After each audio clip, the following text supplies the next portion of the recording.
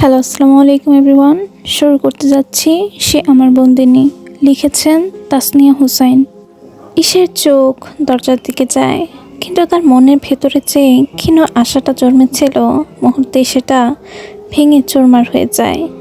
যখন দরজা ঠেলে ভেতরে প্রবেশ করে নিকোকে দেখে ভয় সিটিয়ে যায় ঈশায়া। তার শরীর শক্ত হয়ে আসে। মুহূর্তের মধ্যে মনে পড়ে সেই বিষাক্ত অতীত, সাফাকে তার হাতে থেকে টেনে নিয়ে যাওয়ার দৃশ্য, সেই অসহায় চিৎকার, তার মাকে আগুনে পুড়িয়ে মারতে চাওয়ার সেই ভয়ঙ্কর মুহূর্ত। সব কিছু আবার চোখের সামনে জীবন্ত হয়ে ওঠে।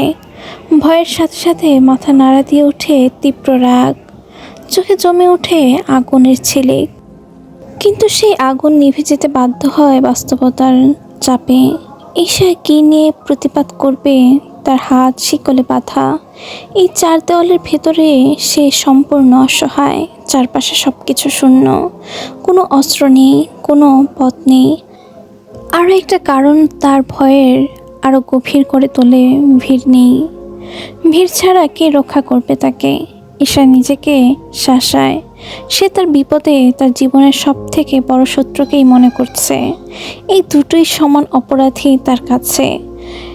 নিকো ধীর পায়ে এগিয়ে এসে ঠিক ঈশার সামনে রাখা ডিভানে বসে পড়ে সে।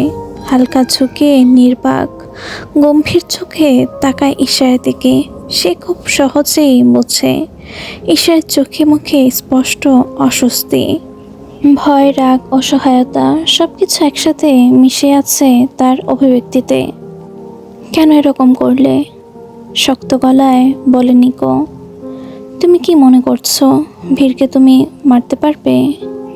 আর ভীরকে মারলে তুমি বেঁচে যাবে এটা ভাবছো? তুমি মুক্তি পেয়ে যাবে? এত বোকা তুমি ঈশা, বলে হাসতে থাকে নিকো। এতদিন এখানে থেকেও তুমি কিছুই বুঝে উঠতে পারোনি ঈশা। ঈশা কোনো কথা বলে না।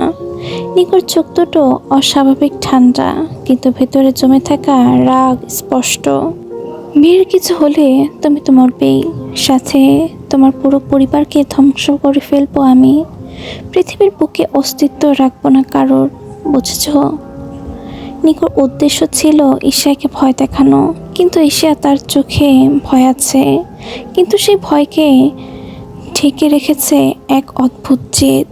সে মাথা তোলে, চোখের পানি মুছে, তারপর শক্ত গলায় বলে, এসব বলে আর আমাকে ভয় দেখাতে পারবেন না।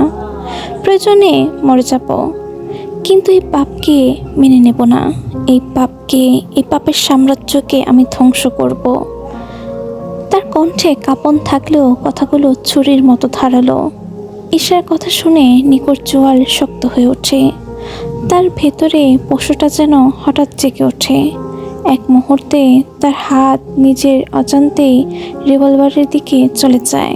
তার মন চাচ্ছে এখন ট্রিগারটা চেপে রিভলভারের প্রতিটা গুলি ঈশার পেটে চালাতে, কিন্তু সে পারবে না।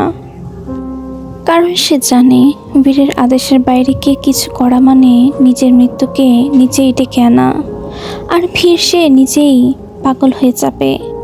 নিকো গভীর একটা শ্বাস নেয়, নিজেকে জোর করে থামায়। তার আঙুলগুলো ধীরে ধীরে মুষ্টিবদ্ধ হয়, আবার ছেড়ে দেয়। কিছুক্ষণ সম্পূর্ণ নীরব থাকে। তারপর সে মাথায় একটু কাত করে চোখ শুরু করে ঈশার দিকে তাকায়। তারপর ঠান্ডা গলায় জিজ্ঞেস করে, তোমার ভিড়ের উপর এত রাগ কেন? ঈশার চোখ মুখ হঠাৎ শক্ত হয়ে ওঠে। ভেতরে জমে থাকা সব ক্ষোভ বেরিয়ে আসে। সে দাঁতে দাঁত চেপে বলে, রাগ। সে আমার জীবনটা নষ্ট করে ফেলেছে, আমার পুরো পরিবারকে ধ্বংস করে ফেলেছে। তার জন্য রাগ না, ঘৃণা, শুধু ঘৃণা আছে আমার মনে। নিকো এক হাত তুলে নিজের কপালে আঙুল বুলিয়ে নেয়। সে ধৈর্য ধরে নিজেকে ঠান্ডা রাখার চেষ্টা করছে। তারপর কাটা কাটা গলায় বলে, ভিড় কিভাবে? যা করার তো আমি করেছি। তোমার স্মৃতিশক্তি কি এতটাই দুর্বল ঈশা? কি দেখে বিয়ে করেছে বীর তোমাকে? নিক একটু চোখে আসে। মনে নেই তোমার? বীর তোমাকে এনেছিল। বীরের উদ্দেশ্য ছিল একমাত্র তুমি। তোমার বোনকে আমি এনেছিলাম, ভিড় না। ভিড় বলেনি আমাকে আনতে। সে বলেছিল সেখানে দাঁড়িয়ে থাকা ছোট্ট মেয়েটি যে আড়ালে ছিল তাকে তুলে আনতে। সেটা ছিলে তুমি। আমার নজরে পড়েছিল তোমার বোন, বুঝেছ? আমার নজরে। তার গলায় কোনো অনুশোচনা নেই, বরং একটা অদ্ভুত নির্লিপ্ততা। ভিড়ের উদ্দেশ্য ছিলে শুধু তুমি, আর কিছুই নয়। সে কখনোই বাড়তি ঝামেলায় নিজেকে জড়ায় না। সে যেটা চায় তার নজর শুধু সেটাতে সীমাবদ্ধ থাকে। নিক একটু থামে, তারপর আরও নির্মম স্বরে বলে, তোমার বোনকে তোমার কাছ থেকে নিয়ে যাই আমি। আমার থেকে বাঁচতে সে নিজেকে শেষ করে দেয়। ঈশা নিজের মাথা চেপে ধরে। সে সহ্য করতে পারছে না এগুলো। নিক আবার বলে, এখানে ভিড়কে জড়ানোর মানে কি? আমি করেছি যা করার, আমার জন্য হয়েছে সব। তোমার বোন মরেছে আমার জন্য, ভিড়ের জন্য না। ভিড়ের উদ্দেশ্য খারাপ থাকলে সে কখনো তোমাকে বউয়ের মর্যাদা দিত না। এই কথাগুলো ঈশার কানে যেতেই তার ভেতরের আগুনটা যেন আরও দাউ দাউ করে জ্বলে ওঠে। পুরনো ক্ষতগুলো আবার নতুন করে রক্ত ছড়াতে শুরু করে। নিকো থামে না। তোমার ভাইয়ের ছেলেকে মারার ভয়ও আমি দেখিয়েছিলাম, মনে আছে? তোমাদের কিচেনে আগুনও আমার কথায় ধরানো হয়েছিল। যা যা হয়েছে সব কিছু আমি করেছি, ভিড় না। ভিড় এগুলো জানেও না। তার চোখ সরু হয়ে আসে। তাহলে তোমার রাগ ক্ষোভ ভিড়ের ওপর কেন? তোমার যদি প্রতিশোধ নিতে হয় আমার উপরে নাও। ভিড়কে কেন জড়াচ্ছ? ঈশার চোখ পেয়ে তখন নিরবধি পানি গড়িয়ে পড়ছে। তার বুকটা কাঁপছে, গলা ভেঙে যাচ্ছে। ঈশার কাঁপা কাঁপা গলায় বলে, আমার বাবাকে কেন মারা হলো? সে কি করেছে? এই প্রশ্নে নিকোর কপালে ভাঁজ পড়ে। তোমার বাবাকে মানে? ঈশা চিৎকার করে ওঠে। তার গলা কেঁপে ওঠে ব্যথায় আর ক্রোধে। আমার বাবাকে মেরেছ তোমরা? কেন? কেন করলে এমন? সে কি করেছিল? নিকো এবার পুরোপুরি গম্ভীর হয়ে যায়। তার কণ্ঠে তার আগের সেই বিদ্রুপ নেই। কে বলেছে এই কথা? তোমার বাবাকে কিছুই করা হয়নি, সে ঠিক আছে। ঈশা মাথা নাড়ে, চোখে অবিশ্বাস স্পষ্ট। না, আমি জানি, সব কিছু জানি আমি। নিকো একটা গভীর শ্বাস নেয়, নিজেকে সামলায়, তারপর শান্ত গলায় বলে, ঠিক আছে, প্রমাণ দিলে বিশ্বাস করবে তো? এই কথা ঈশা থেমে যায়। তার ভেতরটা কেমন যেন করে ওঠে, ভয়, আশা, অবিশ্বাস সব একসাথে। সে কিছু বলে না, শুধু চুপ করে থাকে। নিকো এবার অনেকটা স্থির স্বরে বলে, ঠিক আছে, আমি তোমাকে তোমার পরিবারের লাইভ ফুটেজ দেখানোর ব্যবস্থা করছি। এই কথাটা যেন বজ্রপাতের মতো লাগছে ঈশার ভেতরে। তার বুকের ভেতরে ধড়ফড় শুরু করে। নিকো এভাবে বলছে মানে কি? সে মিথ্যে বলছে না? এরা তো মিথ্যে বলে না। ফুটেজ দেখাবে নিজে থেকে বলছে। তাহলে কি তার বাবা বেঁচে আছে? ঈশার চোখ বেয়ে টুপটুপ করে পানি পড়ে। তার ঠোঁট কাঁপে, গলায় অবিশ্বাস মিশে যায়। আমার বাবা সত্যিই বেঁচে আছে? নিকো এবার কাট গলায় ধীরভাবে বলে, তোমার পরিবারের সবাই বেঁচে আছে এবং একদম সুস্থ আছে। এর প্রমাণ একটু পর তুমি নিজের চোখেই দেখতে পাবে। ঈশা একটা লম্বা শ্বাস নেয়। তার বুকটা হালকা হয়ে আসে, আবার ভারীও লাগে। চোখ বন্ধ করে ফিসফিস করে, আলহামদুলিল্লাহ।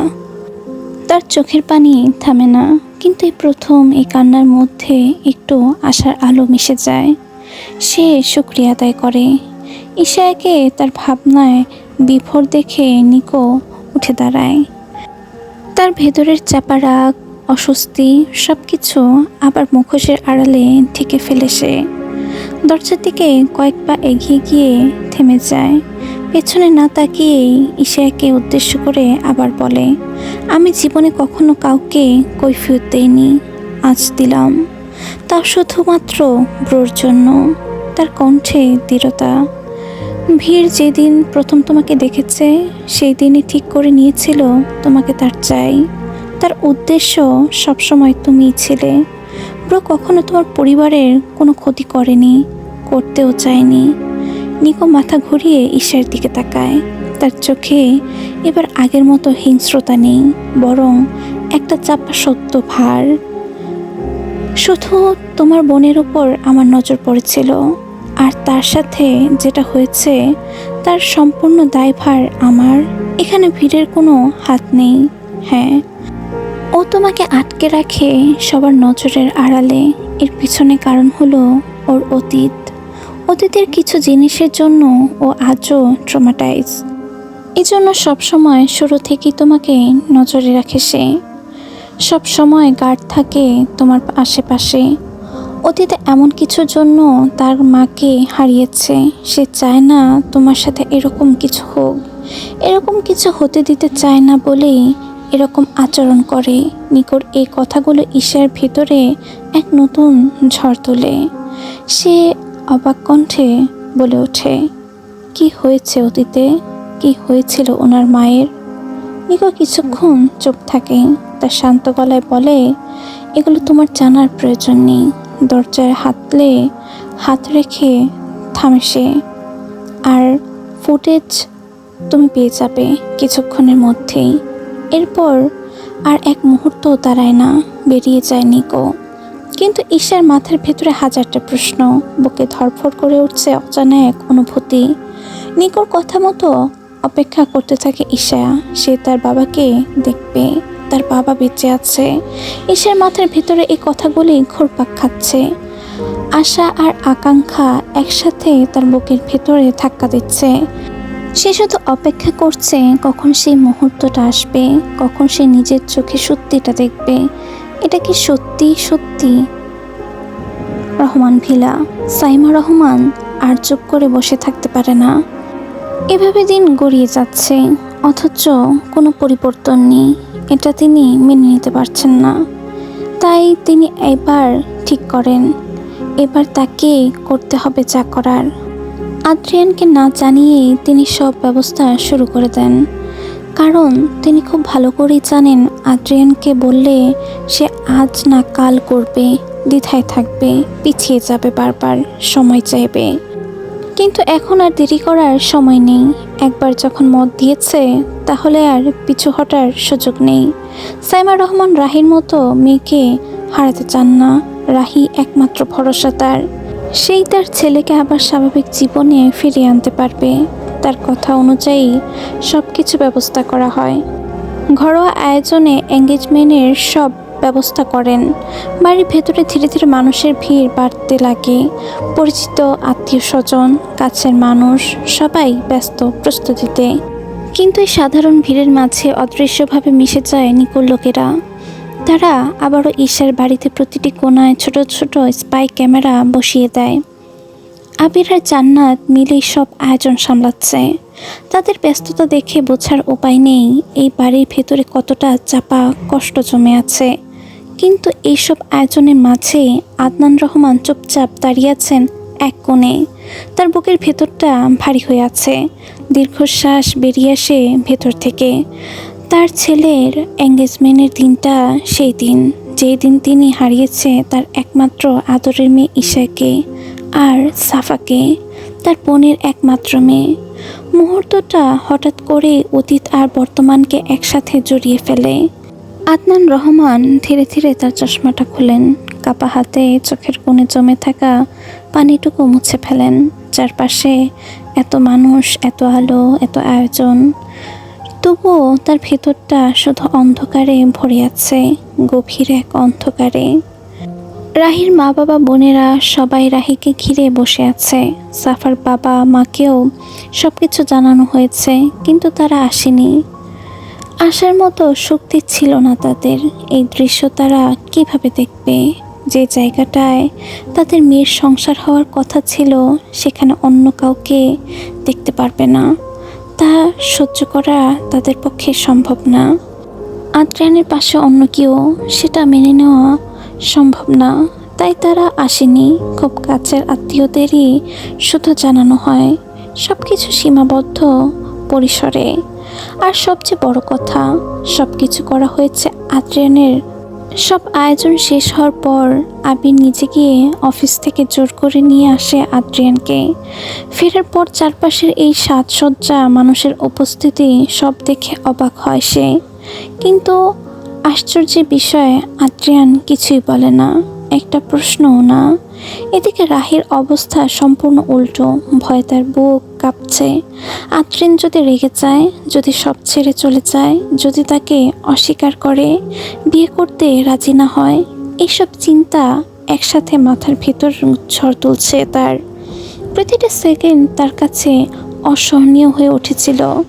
কিন্তু রাহির সব ভয় ভুল প্রমাণ করে দেয় আদ্রিয়ান। সে কিছু না বলে, কারো দিকে না তাকিয়ে সোজা উপরে নিজের রুমে চলে যায়। রুমে ঢুকেই দেখে সব প্রস্তুত, জামা কাপড় সুন্দর করে গুছিয়ে রাখা, সব কিছু ঠিক করে রাখা হয়েছে তার জন্য। আদ্রিয়ান চুপচাপ একটা টাওয়াল নিয়ে ওয়াশরুমে ঢুকে যায়, শাওয়ার নেয়, জল গড়িয়ে পড়ে শরীর পেয়ে। কিন্তু তার ভেতরের অনুভূতিগুলো জমাট বাঁধা, অচল। কোনো রাগ নেই, কোনো উচ্ছ্বাস নেই, শুধু এক অদ্ভুত নীরবতা। শাওয়ার শেষ করে রেখে যাওয়া জামাকাপড় পরে নেয়, আয়নায় একবার নিজের দিকে তাকায়, তাচ্ছিল্যভাবে হেসে নিজের দিকে তাকিয়ে তার চোখ দুটো অস্বাভাবিক ঠান্ডা। তারপর কোনো কথা না বলেই নিচে নেমে আসে। নিচে তখন সবাই অপেক্ষা করছে তার জন্য, অনেক আশা নিয়ে। রাহির চোখ বারবার আদ্রিয়ানের দিকে যাচ্ছে, তার হৃদস্পন্দন যেন কানে শোনা যাচ্ছে, এতদিনের স্বপ্ন আজ পূরণ হবে বলে। তারপর সব নিয়মকানুন মেনে, সামাজিক রীতিনীতি অনুসরণ করে সম্পূর্ণ হয় এঙ্গেজমেন্ট। কিন্তু এই সম্পূর্ণতার ভেতরেও একটা অপূর্ণতা রয়ে যায়, কারণ এখানে ভালোবাসার চেয়ে বেশি ছিল বাধ্যতা। আদ্রিয়ান বাধ্য হয়েছে মেনে নিতে। ঈশিয়া স্থির হয়ে বসে আছে, চোখ দুটো আটকে আছে স্ক্রিনে চলতে থাকা ফুটেজে।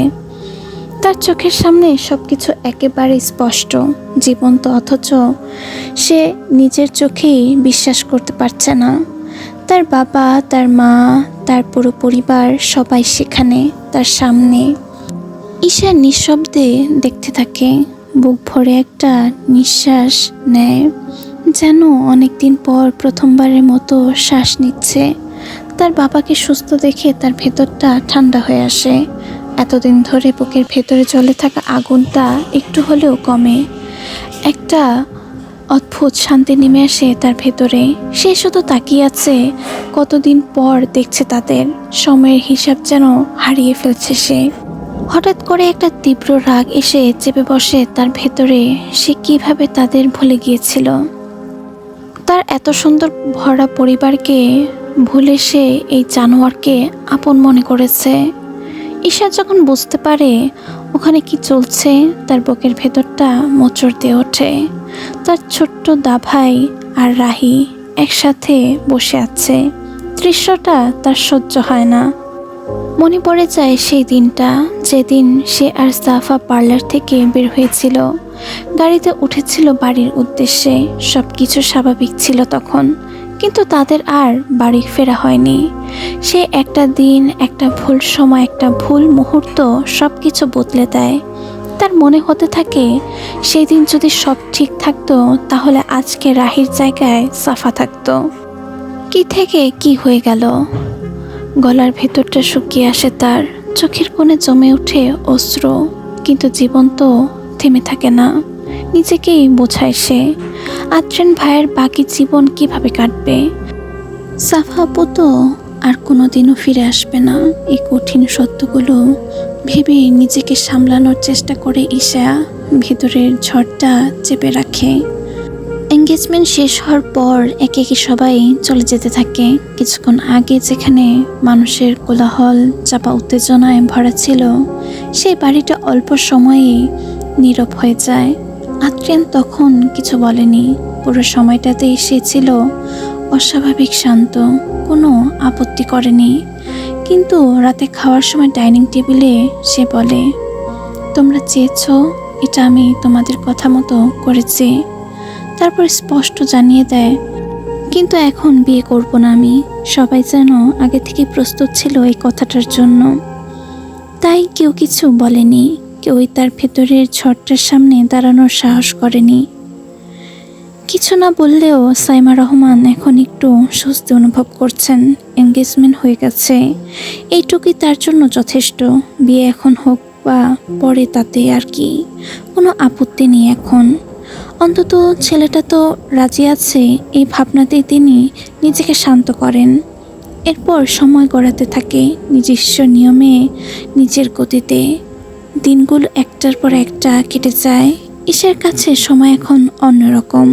সে এখন তার পরিবারের ফুটেজ দেখে সময় কাটায়। স্ক্রিনের ওপারে থাকা সেই পরিচিত মুখগুলো তার একমাত্র স্বস্তি।